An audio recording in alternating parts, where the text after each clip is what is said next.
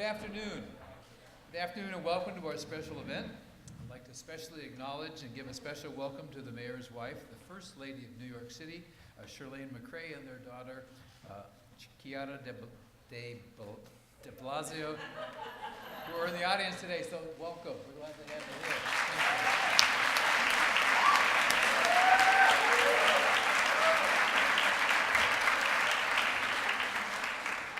you. You can't tell that I'm excited. So on behalf of the university, I'm honored to have Mayor Bill de Blasio here on campus to speak about income inequality.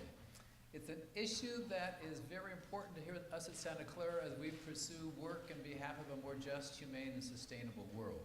So I appreciate the time the mayor and his family have offered to spend with us today.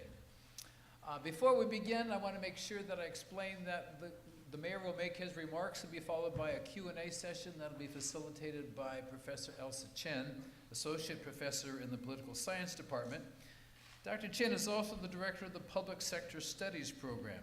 So students in her class, Making Public Policy, were given an assignment to assume the role of aide to Mayor de Blasio and to write mock policy recommendations for him for policing strategy. So if you'd like some advice on these matters, Your Honor, wherever you are, I think our students will be more than happy to share their recommendations with you. Now recently in an opinion piece last week in the Washington Post, Mayor de Blasio and Senator Elizabeth Warren of Massachusetts wrote about how to revive the American dream. They focused on basic policies that will make the nation's economy work for everyone and build a strong middle class. Acknowledging the challenges involved, they observed, quote, "Rebuilding our middle class won't be easy, but real change rarely is. It's time to be bold.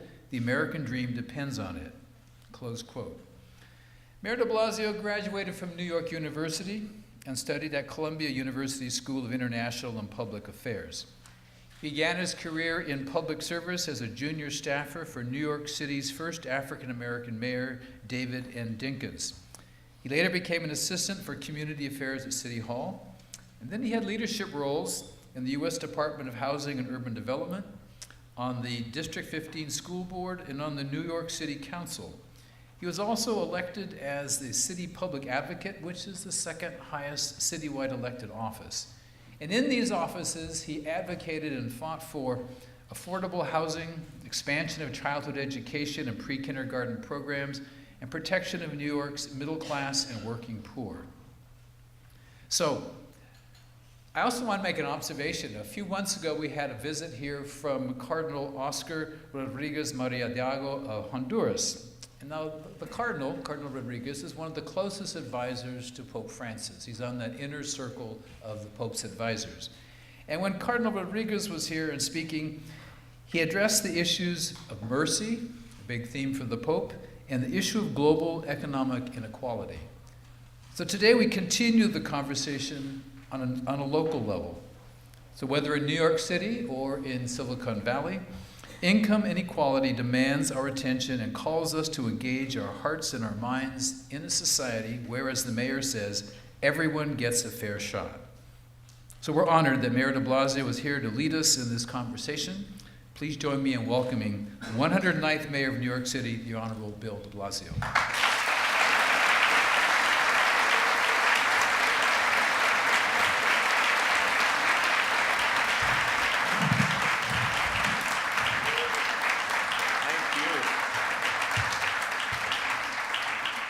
Thank you, everyone. It is such a joy to be with you, and I want to tell you I have such fondness for Santa Clara University, not just because it is a beautiful place, not just because of the wonderful students and wonderful faculty, but because this place means so much to our family.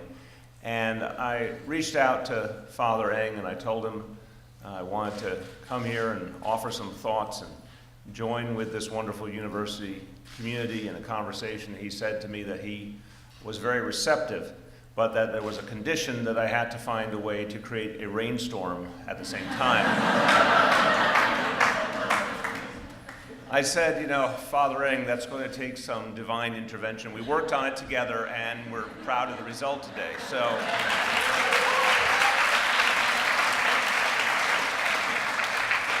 That plan worked out very nicely. I want to tell you, you're blessed to have a leader in Father Eng who cares so deeply about the opportunity this school gives to each student to really have a transcendent experience in their lives. The education provided here, and I've seen it with my own eyes. There's something particular about the Jesuit philosophy of education. There's something that is so appropriate to the times we're living in. I'll, in a moment, talk about what I think is the core challenge we face. But part of understanding that challenge and acting on it is really going deep into how it has come to pass and what it means and what is the way out. And that spirit of inquiry, that critical thinking, that is part of your everyday education here. It's not typical everywhere in the academic world. It's not typical everywhere in our society. But it's strong here at SCU, and it's something I think people should be very, very proud of. And this one, Kiara, just want to say, go Broncos. Is that my moment?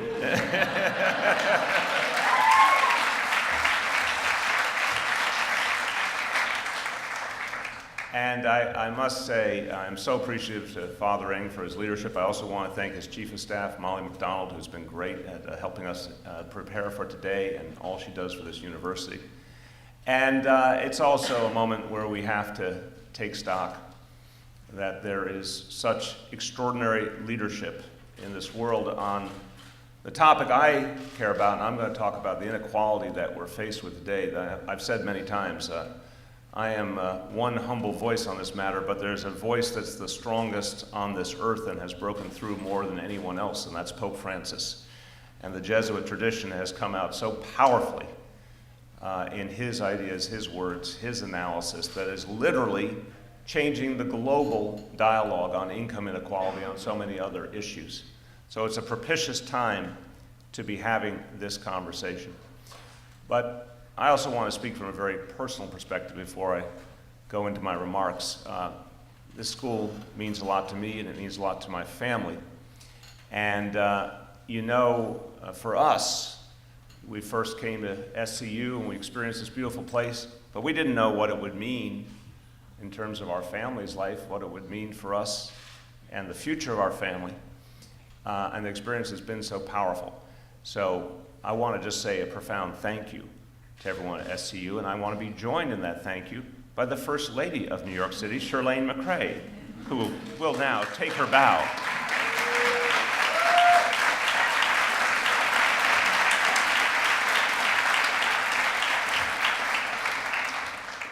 Well, the reason that I got to know this place is a young woman who it means everything to Shirlane and I. Our daughter has been for us a revelation from the day she was born.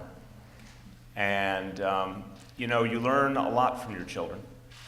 And there's always that hope that every parent has, that dream that their children will surpass them. And, you don't know when and how that might happen, but it's something parents cling to. And Shirlane and I are blessed because I can say this, and Kiara, this is from the bottom of my heart, our daughter has surpassed us already. And it is because she has shown a bravery, a strength, even in the face of her own adversity, a desire to help others, to turn any source of pain into a source of action in the cause of helping others. That is the most beautiful thing. And so I won't brag about her anymore. But from the bottom of my heart, I have to express not just my love, but my admiration for Kiara de Blasio. Take your bow. Take your bow.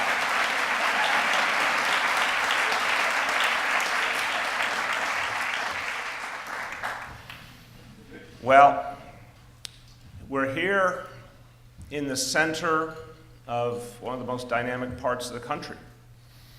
We're here in the Silicon Valley, and we associate this with progress, and we associate it with innovation, and we associate it with the creation of wealth. And we in New York City, as many of you know, we have a very impressive and booming tech sector of our own, and we associate it with the same things. And it would be easy to look at that good and think that the pieces of our society are coming together, things are working, and opportunity abounds. And yet, what's true here, it's true in New York City, it's true all over the country, that even in the midst of our strengths, we're experiencing a deepening division, a deepening crisis, a deepening gap. That's really, in the end, profoundly contradictory with our American values. It's a country that was founded, remember, not founded simply because people found themselves in a certain geography and it made sense to have a country within certain boundaries. This was a country founded more than I could argue almost any other on a set of ideas. And those ideas fundamentally revolved around equality. And yet we find ourselves in a time of deepening inequality. And my goal today is to talk to you about this crisis, not because I think it is without solution, but because I think we are not, as Americans, yet grappling with the totality of it, what it means and what it's doing to us, and how it does not fit our character and our beliefs, and how it has to be called out for what it is. There's a crisis of inequality. When I ran for mayor, I talked about New York City, unfortunately, in its full reality, as a tale of two cities. I talked about an inequality crisis that took many forms, not just economic. But the one I think that is underlying so many of the challenges we face and is so under-examined and under-noted is a crisis of income inequality. And the one where the solutions have not been acted on the most is in the area of income inequality. And it's sobering, because you think about the history of this country, and you think about the greatest economic crisis we ever had, which was the Great Depression, the years leading right up to it, literally to the stock market crash in 1929.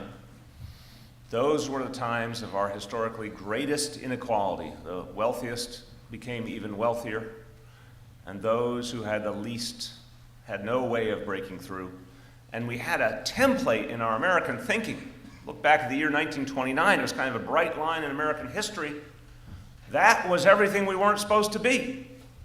1929 was when the lust for wealth was out of control, when there was no set of boundaries and ground rules to stop us from veering into a dangerous path and literally going right over the cliff. And therefore, in that year, stock market crashed, and our country went into the greatest economic crisis in its history.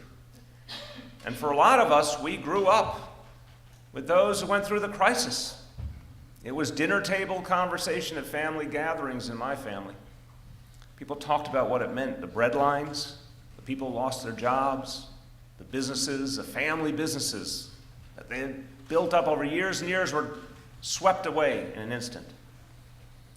And for those who went through the Great Depression, they had an attitude, a strongly held belief that they would never let it happen again, not to their children or grandchildren, not to their country. And for decades, we actually lived out that belief. We actually had a country that progressed and was more economically inclusive, was more fair.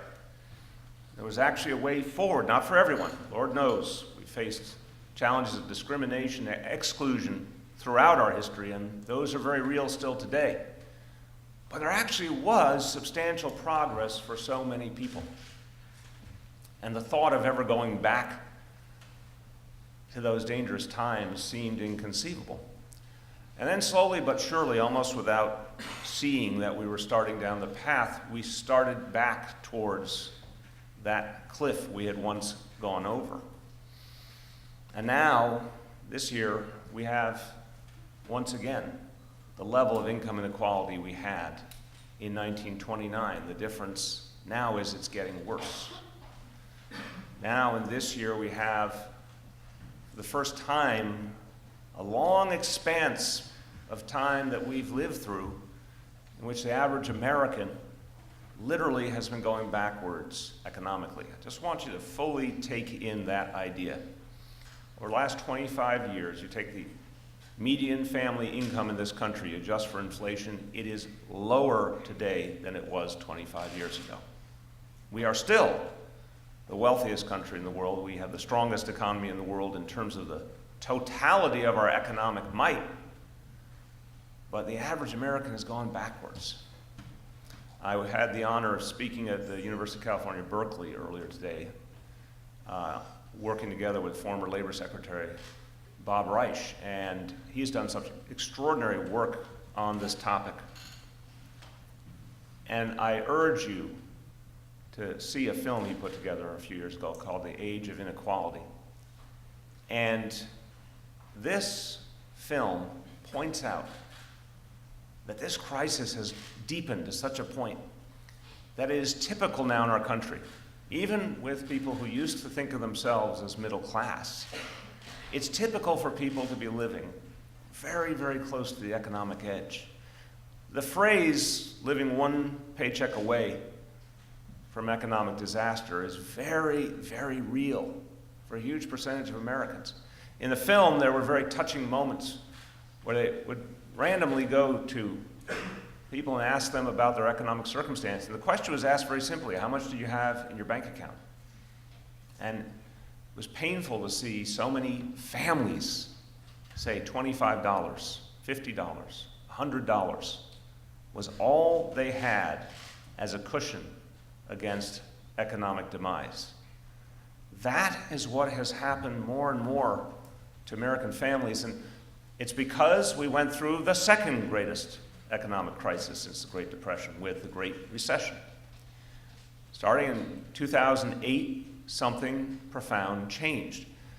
And I know we're going to have a dialogue in a few minutes.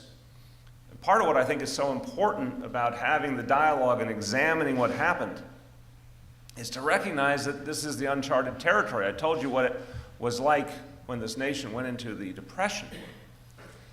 Well, at that time, of course, there had been nothing like it. And a whole new approach had to be innovated to deal with a time that there's no precedent for. There was no roadmap. There was no game plan. Suddenly, the nation was fundamentally economically undermined, and the government had to innovate a way forward. And we were blessed in that moment that we had leaders like Franklin Roosevelt, or in my city, like Fiorello LaGuardia, who found a path and understood what it would take to make people whole again. And again, we know from that history, those actions worked. World War II came, changed the dynamic for everyone. So much pain and suffering, but also a whole new economic reality that came out of it. The difference this time is the Great Recession hit. It changed our lives profoundly. It set so many people back, and yet we still haven't taken full stock of what it meant. And this time there are no new policies on the table. There's no profound change in our behavior, our approach, or our government that addresses the totality of what we face. And so we continue deeper into the crisis. Now, I am not telling you all this out of hopelessness. I wouldn't do the work I do if I were not fundamentally an optimist. I'm saying it as a wake-up call. I'm saying it because we can and must deal with it, and actually we should be inspired by the history we've been through, because if the Great Depression was the worst challenge we ever faced and we saw it addressed, we should be asking ourselves today, why is this challenge going unaddressed? Why are people content to watch an ever-growing division and not demand more of their leaders? And where will it take us if the crisis isn't addressed? It's interesting. This dialogue has grown slowly but surely. The Great Recession hit.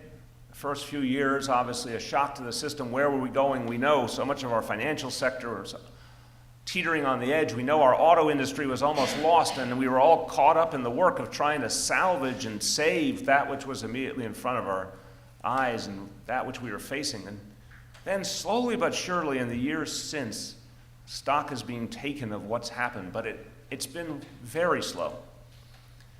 Part of what I aspire to do working with so many leaders around the country is to get this issue to the front of the agenda where it needs to be. When you think about it, this kind of phenomenon we're discussing, it's touching so many Americans so profoundly, it's going to have lasting effects on us. It has to come to the front of the agenda.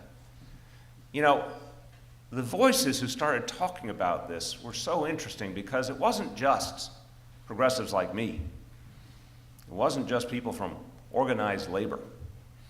One of the first people to say that our system was out of whack when it came to taxation was Warren Buffett, arguably the most successful capitalist of all time.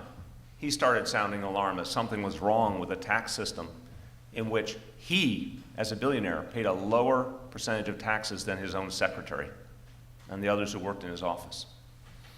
Then you started to see other voices come forward. One of the most affecting to me in the last year was Lloyd Blankfein, the CEO of Goldman Sachs. Again, arguably the strongest financial firm on Wall Street. He gave an interview a few months back. He talked about income inequality. He talked about how dangerous it was to this country. He used a word that we should all take as a particular warning sign coming from one of the people who probably understands our economy the best. He said income inequality was destabilizing the United States of America. That's his word, destabilizing. So something's happening that's profoundly important, profoundly under-recognized, and almost unaddressed, particularly in Washington. And that is a time when people have to stand and be counted, demand of their leaders something very, very different. And we should feel some outrage at this moment.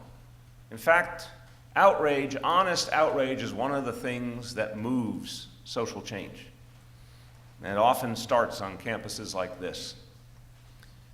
Because there has not been a recognition that a growing concentration of wealth in the hands of the few could seriously set us back as a nation. Again, I don't believe it is consistent with our values. But as more and more economists and even business leaders are pointing out, that growing concentration of wealth backfires because that wealth is in the hands of people who, by definition, do not plow it back into the economy the way consumers do. This is what Professor Reich talks about, and so many others, that there is a reality of what a strong economy looks like. There's a middle class that's growing. There are people who take the money they make and they spend it right away. And it builds up the economy for everyone. Joe Stiglitz, the Nobel Prize-winning economist, put out a report a few days ago. I had the honor of being with him. He said, look, if the economy is no longer about a large majority of Americans having enough money to spend on a regular basis, well, then the fundamental dynamics are undermined. But he said it's even worse than that because we've all been told. We've been told that we need an economy that grows, and the only way to have it grow is to put more and more money in the hands of the wealthy. And yet what we're actually finding is those quote-unquote pro-growth policies are backfiring. The kind of growth we need is the kind of growth that uplifts working people in the middle class. And anytime the critics say that, in fact, means that we will somehow not be able to sustain our growth, well, look at the decades upon decades upon decades. When America got better for everyone, the middle class grew, and the wealthy, they did fine, but they didn't have anywhere near the concentration of wealth they have today. They also used to pay a lot more in taxes. And that allowed the government to invest. The America that worked from World War II through the end of the 1970s was an America where the distance between the average worker's pay and the CEO's pay was actually not that far. The CEO paid a very substantial amount of taxes. It went into the government that invested in roads and bridges, ports, education, research, and it all kept growing for the good of all. But just a few years ago, that phenomenon went like this. The pay CEOs shot upwards, the concentration of wealth increased, the actual earnings of working people started to go down. The government no longer taxed at the same level. The resources of the government declined. The roads, the bridges got older. The research was cut off. Education was no longer invested in. The greatest nation on earth literally took its formula for success and threw it away. And that is the moment you're inheriting. That is the moment. Isn't that good news? That is the moment that we have to change. When I say you're inheriting, I'm not saying it to be coy or to be depressing. I'm saying it as a call to arms. Because you didn't create that, but you can help solve it. Let me give you an example of the kind of thing we should recognize as something wrong. In my city, I said I called it a tale of two cities. I didn't want to mince words. I still don't mince words. I'm responsible for 8.5 million people and their well-being, but I'm not going to pretend that we have solved the problem. So I have a city with obviously some of the richest people on earth. I have a city where that income skew is amongst the greatest in the country. I have a city where 46% of my fellow New Yorkers are living at or near the poverty level. At or near the poverty level. We have 8.5 million people. 46% means almost 4 million people at that level. Now, in that same city, just a year ago, we saw a single apartment sell for $100 million. Again, a city with 4 million people clinging to any possibility of getting by economically. We saw an apartment sell for $100 million. We saw another apartment rent for $500,000 a month, which made me think in my mind, thought, what if the guy who purchased the apartment ran into the guy who rented the other apartment? What would he say to him? He'd probably say, don't worry, you'll be able to own one day. That is a city that could turn into a gilded city. That is a city that could turn into a gated community. And we've said very clearly we won't let that happen because, by the way, what's true of New York City is true of our country. We don't work as a gated community. We don't work as a society of exclusion or a society where the haves and have-nots are more deeply divided. What made New York City so great, not just for decades, for centuries, was it was open to everyone. It was open to immigrants, it was open to working people, it was open to folks who had a great idea and literally almost nothing in their pocket but turned it into something wonderful. The entrepreneurs, the artists, all those famous names you hear that have come out of the history of New York City, so many of them started with nothing or were new to our shores. It was a society that actually allowed for that possibility of something greater because it was open. It was affordable, it was inclusive.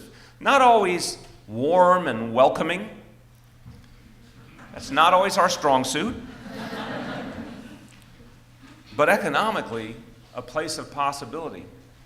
I know that what I'm fighting for, and people today in my city are fighting for, is to keep consistency with that great tradition that worked for us, to not let it slip through our hands, to not become, as we see in so many cities in Europe, a place where the city is for the wealthy and the periphery is for the poor and the working class. No, that's, again, not consistent with our values as Americans. We're supposed to be a place for everyone. So we're fighting in New York City every tool we know how. We have the biggest affordable housing program in the history of this country. We're building and preserving 200,000 units of housing in the next 10 years, enough for 500,000 people. So literally enough affordable housing that we will create to equal the size of the population within the city limits of Atlanta or Miami or Kansas City. That's what we're doing, to go at the number one expense in people's lives, which is housing. We're raising, in every way we can, wages and benefits. We passed a paid sick leave law for 500,000 more New Yorkers so that they're not going to lose a paycheck just because they got sick or because their child got sick. We're providing full-day pre-K for every child in this city this coming school year, which is going to change the lives of those young people and give them so much more opportunity, but also for the families taking away a huge expense they'd have to somehow pay out of their own pocket. So we are using every tool we know. And we're trying to hold ourselves accountable. By the way, I'd like to see a very different reality from my state government or my federal government, but physician, heal thyself. First, show what we can do with our own resources. So we just put out a plan for the future of New York City, and in that plan we said, we pledge, especially if we can get the tools we need from our state and federal government, we will lift 800,000 New Yorkers out of poverty in the next decade. 800,000 people who right now are just scraping to get by. We will lift them up economically. We will do that to address the inequality that plagues us and to create a more fair and just society. But we need a state government that will do things like give us the higher minimum wage that's desperately needed, especially in a place like New York. I'm a firm believer in the $15 minimum wage. In a place like New York City, if you don't make that much per hour, you can't get by. And a minimum wage is supposed to be a minimum wage. It's supposed to stand for something. It's supposed to be a measure of viability, but it hasn't been for a long time. We're fighting for that in our state capital in Washington. We're fighting for those investments I talked about before to actually see our federal government do what national governments all over the world do all the time. Invest in mass transit, invest in roads and highways and bridges and research and education. By the way, our economic competitors, they are very clear that their national governments have to build their economy. Why is China booming? Because China puts over 4 times more of its resources into infrastructure than we do proportionally. Europe puts over twice as much more. We can see it. But we allow our current political dynamics to stifle all the things that would start to turn us around and create opportunity and create an economy that could actually include people again. I'm working with people all around the country who feel the same way, and it's a growing number. We organized just a few days ago in Washington a group of leaders, members of the Congress and mayors and labor leaders and issue advocates. We gathered together and we inaugurated something called the Progressive Agenda to combat income inequality. I urge you all to take a look at it, progressiveagenda.us. It's a simple set of ideas that we think can turn this crisis and take us to a place of opportunity again. Things like the $15 minimum wage, things like paid sick leave and paid family leave for all Americans, pre-K for our children, progressive and fair taxation, the Buffett rule I mentioned before. Let's create a tax system where those who have done very well actually have to pay the same percentage tax as the rest of us. Let's create a tax system where hedge fund managers can't use the carried interest loophole to avoid paying taxes, that they're held to the same standard as the rest of us. Why should a hedge fund manager pay less in taxes than the woman who cleans his beach house or the guy who flies his private jet for him? Those basic matters of fairness.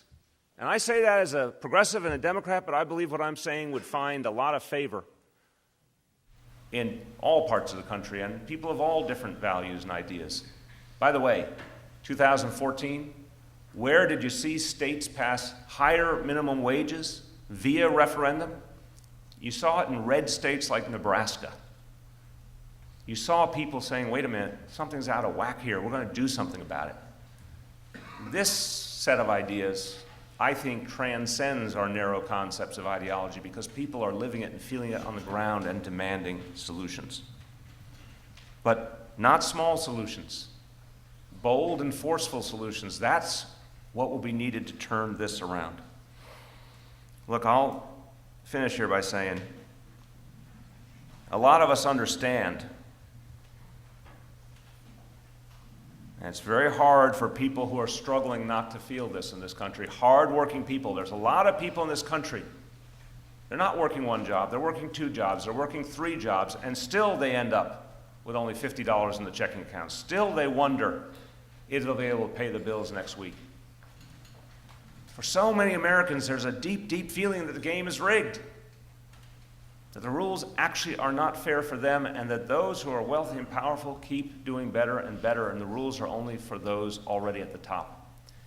By the way, the great recovery that we hear about all the time since the recession, 91% of the gains from that recovery have gone to those at the very top of the income scale already. So why would any American citizen who thought there's something wrong with this picture, why would you call them wrong? You can't. You have to say they're seeing and feeling exactly what we're experiencing in this country, and they're demanding that all of us find a way out of it and a way forward. Well, again, I'll finish with the notion that even with this tough analysis I'm trying to provide, I see a lot of cause for hope. I see hope certainly in the fact that we went through an even deeper crisis in the 1930s and found a way forward.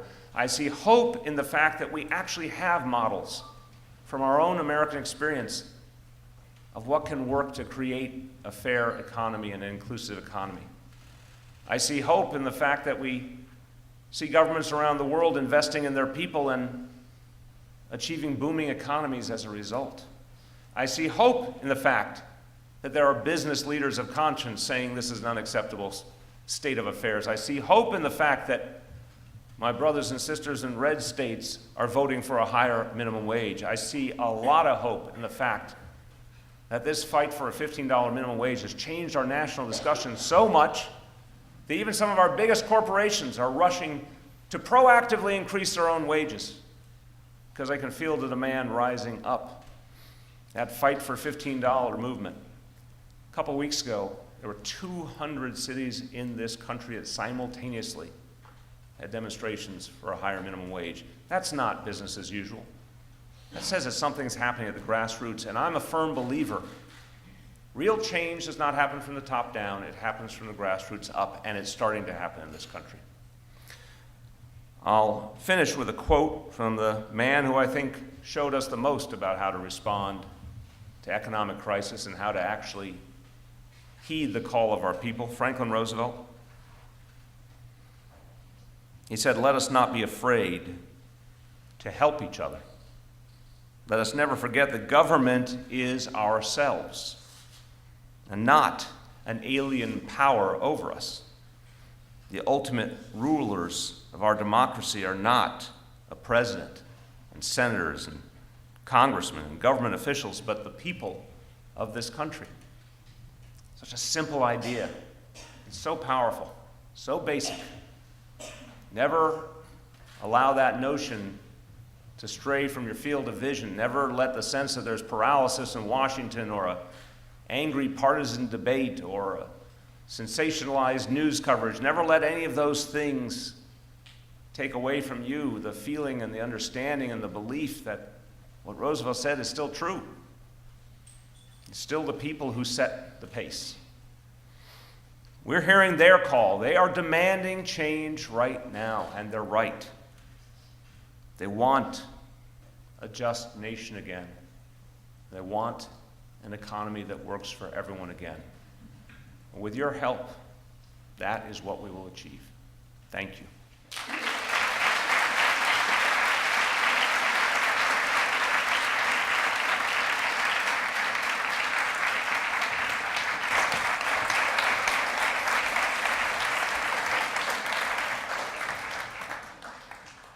Mayor de Blasio, I'd like to start by thanking you for your very powerful and compelling remarks, and thank you for bringing your lovely First Lady, Ms. McRae. Thank you for coming in. Thank you for bringing the rainstorm also. Lovely and talented. Lovely and talented, absolutely. Were you going to get in trouble if I didn't add that? I would never let you not add that. Okay. Well, I thought I'd start with a question. Hang on a second. I have to remind people to pass the comment and question cards, to the aisles, and people will be through to pick them up. Thank you. I'd like to start with a question that's pretty close to home here. In your recent op-ed with Elizabeth Warren, one of your recommendations for reducing income inequality was reining in the cost of college. Yes. So, as someone who's... Can I get an amen?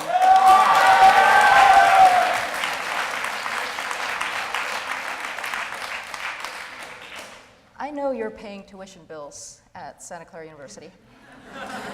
So you know that We're going to be colleges... about to be paying a lot more at Yale University for our son Dante. So. Congratulations to Dante. So you know that college is really expensive these days. And I'd like to ask you why you think that's the case, and what are some specific ways that schools like SCU can reduce tuition costs while still attracting high-quality students and faculty? Well, I want to separate the sort of the public policy piece from what an individual school can do.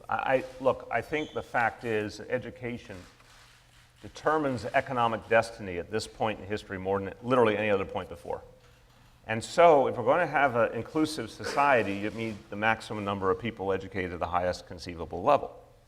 And when that becomes economically impossible, we're broken, right? There's only a very small number of people in this country who know that their kids can go to college and they don't even have to think about it.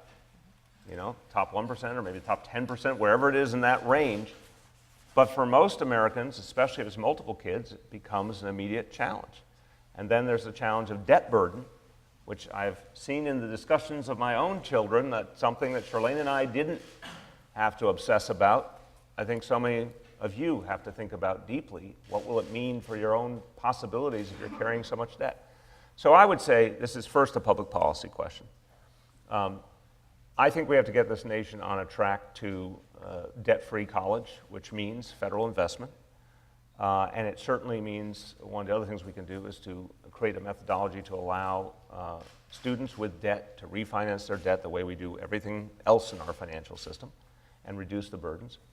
But I think structurally, it's not surprising if you have a federal disinvestment in education, and certainly in financial aid, that it has created a bigger crisis where the skyrocketing costs cannot be met, and then there's either a debt burden or for many, and you are, thank God, the ones who managed to sustain your education, but I have met too many young people who couldn't continue their educations. I also have met those who were perfectly able and should have been in a community college or a four-year college and literally did not think they could even start because they could not conceive of a financial way forward. So you are the blessed that are at least in the game. There are many, many more. I would argue millions who can't sustain it or don't even try because the math is so daunting. I think what individual institutions have to do with all their might, besides and the hard work of fundraising to build up their financial aid, is to do their darndest to limit the costs and not do all the things that an institution would love to do to be as good as it could be. But at this point, I think as a question of equality and inclusion, we need financial aid more than we need a lot of the other things that might make a university great, because if it's not inclusive of every kind of people, it is not as great a university as it can be. I think that's really food for thought for us here. Thank you. You spoke also very compellingly about the desire for the $15 minimum wage in New York City and elsewhere. And one of my students, Stephanie, right there, would like you to talk about whether you foresee a rise in unemployment or maybe a departure of small businesses or any other unintended consequences with your proposed increase in the minimum wage. I've heard those concerns, obviously. And we heard similar concerns when we passed our paid sick leave law. We heard those concerns around the country, but the paid sick leave is a great example of where here in San Francisco, in the state of Connecticut, and other places, Seattle, all those concerns were put forward and the opposite happened. Healthier workers became more loyal, more longevity on the job, more productive, so that's one example. The same we hear in terms of minimum wage, that'll have a negative impact on businesses. I would argue the opposite. I would argue the same phenomenon as paid sick leave. A better paid workforce will be a stronger workforce on a lot of levels. You'll also be able to maintain talented workers for a longer period of time. But guess what? The Henry Ford point. Henry Ford, creator of the Ford Motor Company, a man who was never described as a left-wing socialist, literally paid his workers at a level that would be unrecognizable today. By one estimate I saw, if his assembly line workers' pay was adjusted for inflation, it would be pushing $100 an hour by our terms today. He paid an extraordinary wage. He had a very simple idea. It was not about charity or creating a better society. He had a simple sentence. I want the workers in my company to be able to afford the product that they make. And it was an understanding about how an actual functioning economy works. So I would argue to anyone who says it's going to have a negative effect, I'd say, look at this economy right now where so many families can't purchase anything but the basics. If you want a thriving economy, give people the kind of wage that they not only can just make ends meet, they can go out and buy some of the extras in life and build up the economy for everyone. And a lot more employment for those who are not yet employed because the economy's grown. But do you think that'll influence American businesses' competitiveness with countries where people manufacture products that they also are not able to afford? I understand that challenge, for sure, but here's what I'd say about our economy today. If it's not functioning for such a huge percentage of Americans, and if, again, the simple measure, are people stably in the middle class? Well, I argue that there's a huge percentage of people, including some who even 10 years ago thought they were stably in the middle class, who know they are not. The folks who are poor, the folks who are low-income working people, the folks who are clinging to the middle class, but again, a few paychecks away, older workers who know if they lose a job, it will be very hard to find a new one. That is a pervasive reality in our economy, and this quote-unquote recovery we've experienced has come with very little wage growth. And so, as I mentioned, the difference of 25 years ago to today, the average American family's gone backwards economically. I would argue you have to go to the heart of that matter. And if you do, you're going to create economic growth that is actually sustainable. And again, where's the evidence? The late 40s, the 1950s, 1960s, 1970s. Yes, different context in a globalized world. But in the end, if our economy is not functioning for our people, I would argue our first task is to right that wrong. That is our job. That is job one in this country, and it's not being achieved. Thank you. Do you think that there's any possibility that your efforts to push fellow Democrats to embrace more progressive policies might backfire when it comes to the presidential election in 2016, especially if the Republicans can find a somewhat moderate candidate? No.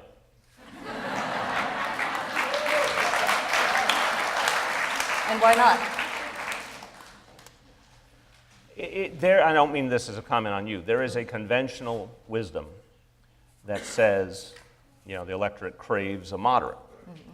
Well, I would argue the electorate craves leaders who are clearly defined and are offering bold solutions to the challenges we face. Because that larger reality, so how many Americans are unaffected by the problem of stagnant wages or college debt or foreclosure or so many of the other challenges that people have faced? All of them are looking for a clear path forward. And I use the example of 2014. I think what happened with Democrats in 2014 is, in many, many cases in competitive races, they did not talk about a progressive economic vision. They did not acknowledge the existence of the President of the United States who was a member of their own party. They ran away from health care reform, which actually has been an extraordinary success in terms of reaching so many people who didn't have health care and now do. By the way, you want to talk to some people who actually think government did something for them. Talk to someone who didn't have health insurance and now does. Talk to perhaps some of your own parents who had a situation where they couldn't get their kids under their insurance, now can, up to the age of 26. Talk to people with pre-existing conditions who couldn't be covered, now can. And nothing would be more important to a family's economy than not having to pay a huge amount of out-of-pocket health care costs. So I use that example of 2014 to say, I actually think the problem for my party is when people are not willing to be authentic progressive Democrats. Howard Dean, who I think the world of, who joined us a couple days ago as we announced the Progressive Agenda, again, progressiveagenda.us, look it up. That's my product placement. Howard Dean had that phrase from 2004 that changed so much of our political dynamic. He used to get up and say, I'm Howard Dean, and I'm from the Democratic wing of the Democratic Party. And that, to me, is actually what the voters respond to. Mm-hmm. Yeah. So I have quite a few questions I'll coming in. give you quicker answers now. Okay, No, I have quite a few questions coming in related to criminal justice and policing. Mm-hmm. So this morning, a Quinnipiac University poll indicated that William Bratton, whom you hired for his second stint as police commissioner in New York City, has the approval of 55% of New Yorkers, with 28% disapproving, and 57% approve of the broken windows style of policing quality of life offenses. And in fact, that poll found that support for broken windows outweighs opposition even among black voters. Mm-hmm. At the same time, Bratton's policies have been controversial, especially among Latino and black New Yorkers, and especially these days after the death of Eric Garner and many other African American men. How do you work with the police department to balance broken windows with issues of racial profiling to preserve public safety, which is, of course, one of the greatest concerns for all people of all races in New York? Well, from the beginning, my vision, and I have to say, I think Commissioner Bratton's done an outstanding job, and I knew before I was elected, based on a number of conversations with him, I knew how kindred we were on these issues. Mm-hmm.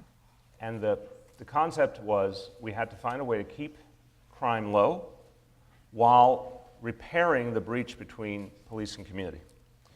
And the previous governing discussion in New York City, certainly the message of the previous administration had been there was a choice, and it was epitomized by the stop and frisk policy.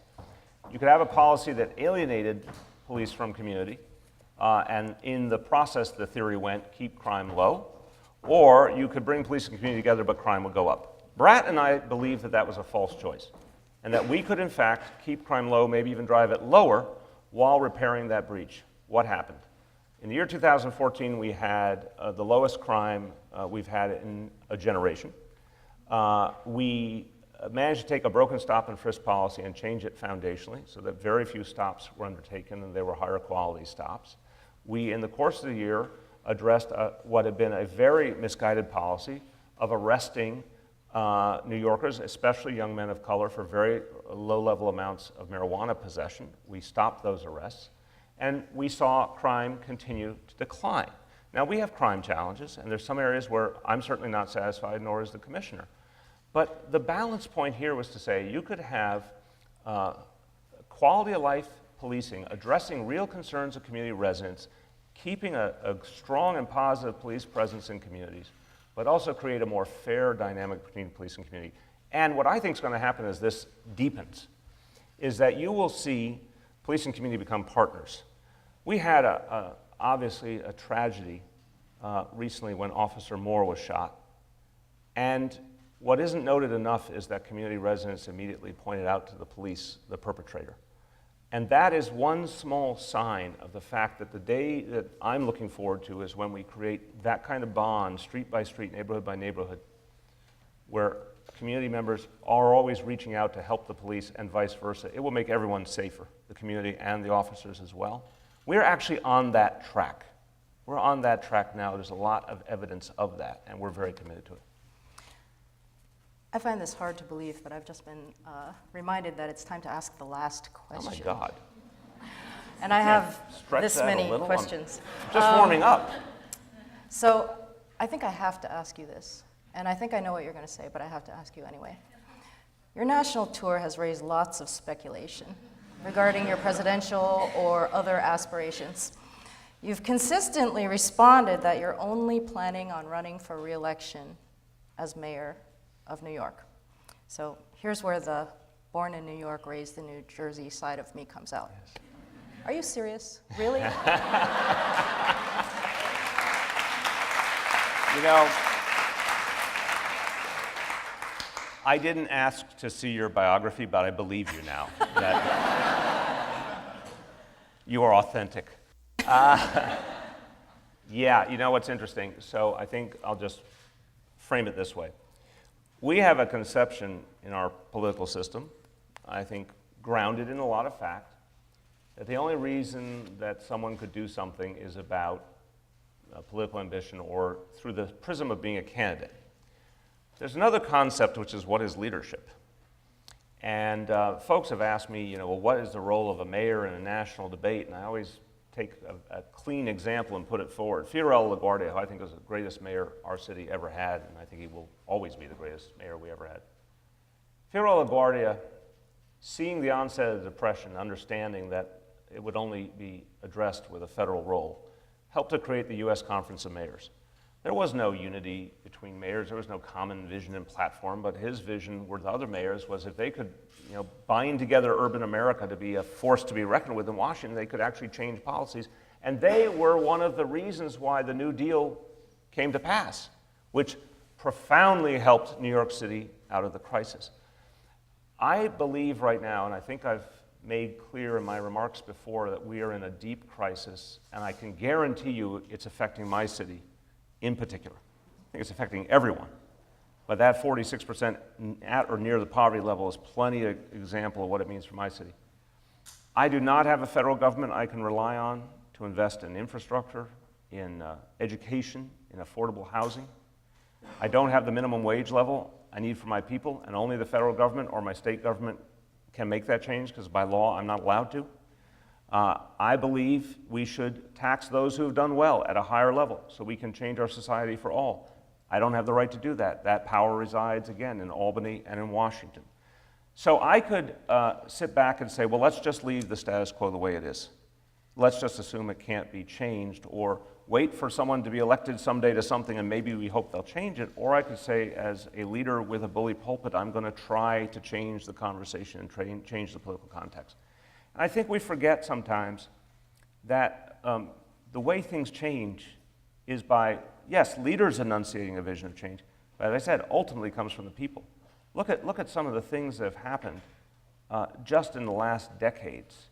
So I assume many people have seen Inconvenient Truth, by the movie about Al Gore. Al Gore used to go all over the world talking about climate change to doubting audiences. It was a very lonely task, as the movie makes clear. 20, 30 years ago, there was a fundamental misunderstanding or denial of climate change. Today, it is front and center issue that people take very seriously, and real action is occurring on the issue. Not enough, but real action. Marriage equality. A decade ago, if I told you we would be where we are today on marriage equality in so many states, and possibly with the Supreme Court about to tip the balance in favor of fairness for all Americans, you would have said I was crazy a decade ago. The people demanded it, and a lot of leaders rose to the occasion. So we have to address income inequality to be the country we were meant to be, and I've got to do something about it. But you know what? The only thing I'm running for is re-election as mayor of New York City. So that's a no. No. Thank you. Thank you. Thank you. Thank you very much. Enjoyed it. Thank you. Thank you. Very much. I enjoyed it greatly. Thank you for everything. All upon me. You're right here. Oh, okay.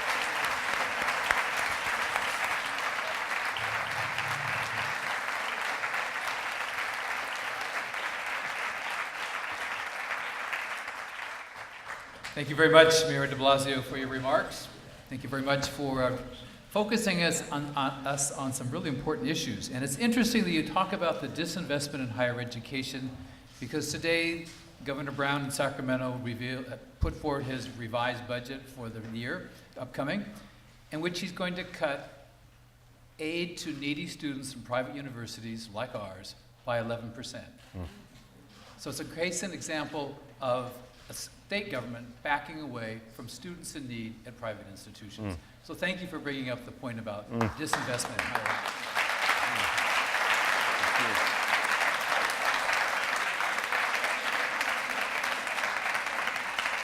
We do have some gifts for you, some takeaway. I knew it was worth it. We should also let everyone know that this is the 21st wedding anniversary of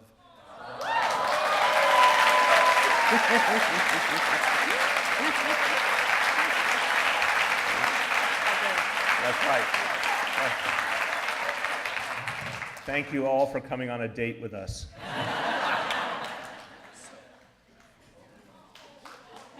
Do we get to pull out the... No, we have to... This is the important part, right?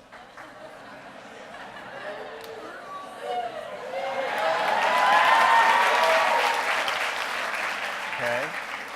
Come forward.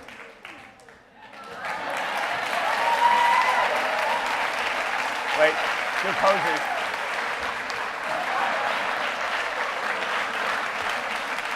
Thank you. Very cool. Thank you very much. Thank you, everyone. Thank you.